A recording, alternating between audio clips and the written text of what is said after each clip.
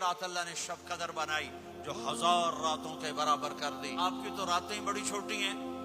5 راتیں جاگ لو 3 گھنٹے دی بھی نہیں رات ہوندی. 5 راتیں جاگ لو 21 23 25 27 29 ان میں سے ایک رات ضرور شب قدر ہوگی.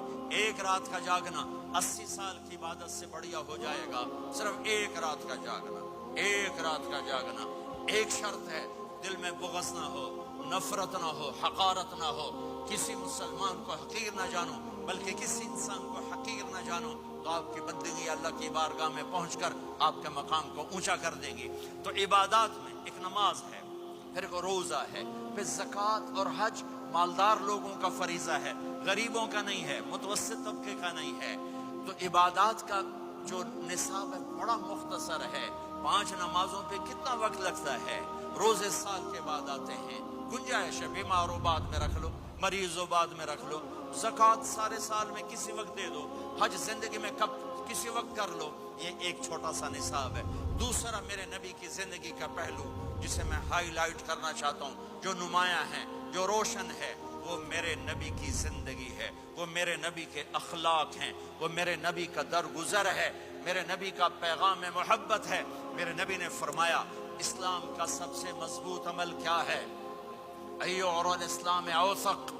صحابہ نے کہا الصلاۃ, نماز. آپ نے کہا نہیں.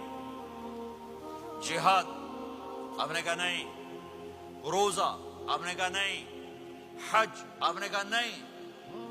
اسلام کا سب سے مضبوط عمل کیا ہے؟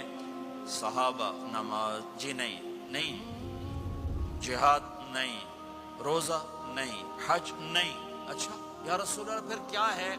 سنو اور سے توجہ سے. میرے نبی نے فرمایا اسلام کا سب سے مضبوط عمل آپس میں محبت کرنا ہے. اللہ کے لیے محبت کرنا ہے.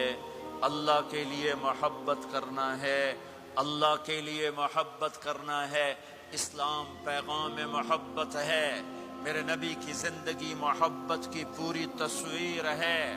کسی سے نفرت نہیں, محبت اللہ کے لیے. یہ اسلام کا سب سے مضبوط عمل ہے.